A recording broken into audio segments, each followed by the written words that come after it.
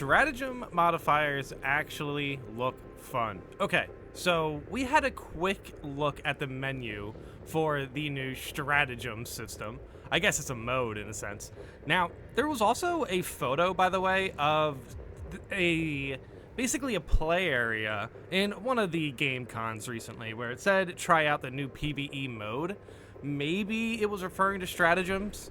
But regardless, it definitely looks like a mode. Now, we're going to go and look at the actual menu and try to review and break down what we see and exactly what we are interacting with. I have a couple ideas of what I'm looking at, but ultimately, we can't see every modifier. However, we can see all of the modifiers for certain missions and the rewards for them. So you can obviously see a new currency for the rewards, so I assume that is going to be for the new tier of weapons.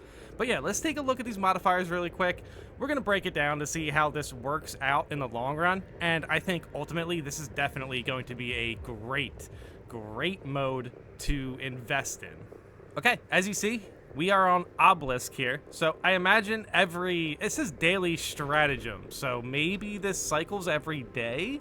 This is going to be very interesting because also you see the icons here. Obelisk, 4 icons, 4 battlefield conditions here. So we do have 2 conditions over here for Reliquary. Definitely interested to see what that looks like, but obviously this is going to be something that cycles. And then we also have weekly stratagems right here. Decapitation, pretty interesting there.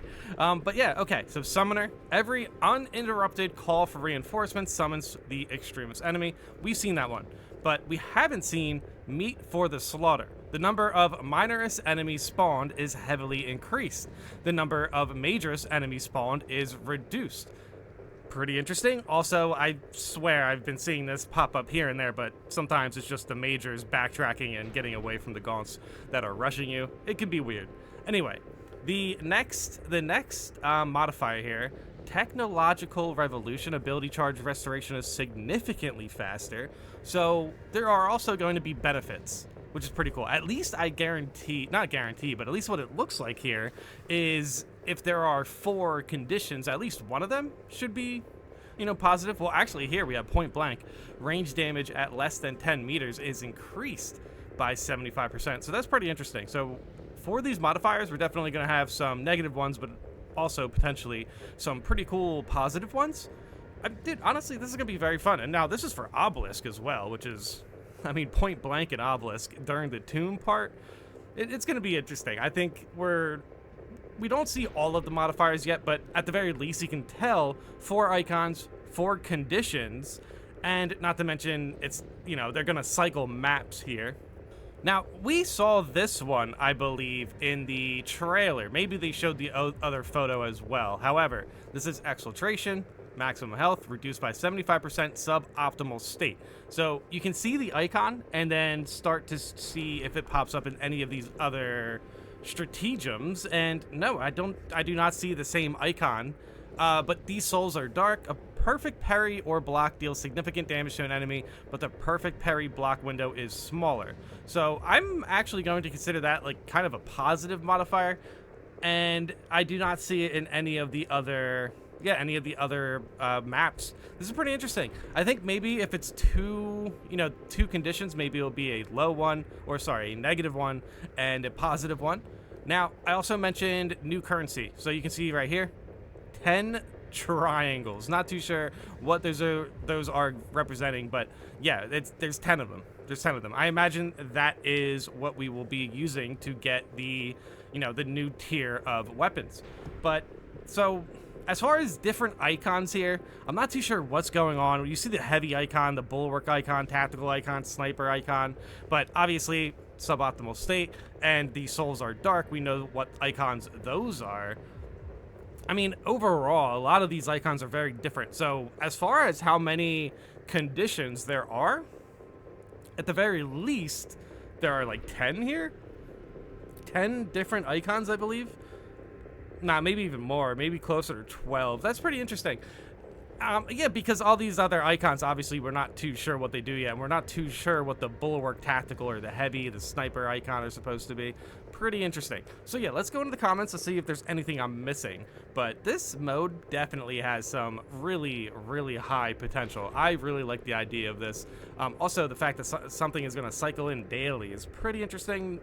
But we will see how that works out. Man, people are already complaining about them. They're optional. You don't have to engage them. They change daily and weekly. If you don't like one, just don't go for it and wait for them to change. The whole point is to throw you off your game and force you to adapt. I honestly think that's going to add a lot of replayability. It's not even out yet. Can we at least wait a couple of days after release to start complaining about new content? I mean, I've seen a fair amount of positive comments. I do think there's a fair amount of people obviously worried about friendly fire. And I think the matchmaking is going to be a little bit weird, maybe. I mean, I didn't really get too much from the matchmaking from those menus. However, I still think if you just, jump into one of those missions, it will likely send you to somebody who's playing that mission. I just think it's, there's a lot of separate dailies there. It's going to be interesting to see how that actually ends up working out as far as matchmaking goes. But yeah, I mean, as far as any sort of complaints, I think I've seen more positive than negative.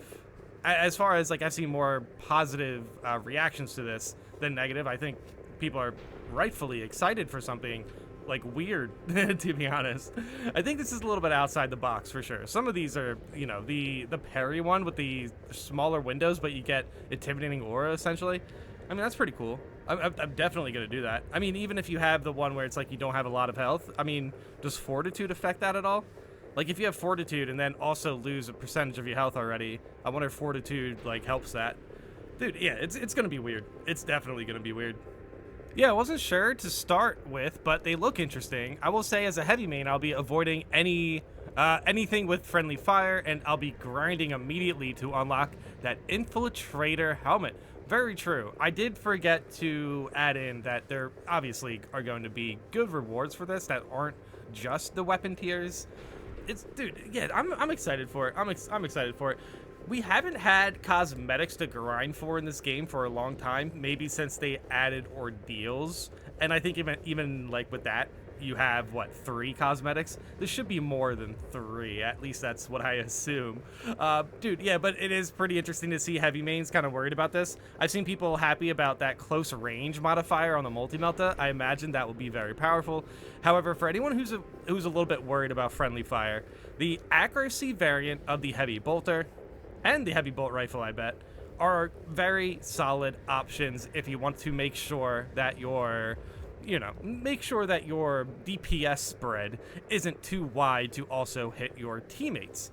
If you are aiming for headshots with the heavy bolt rifle and the heavy bolter, if you pick the accuracy variants at the very least, you should be in a pretty good position for that.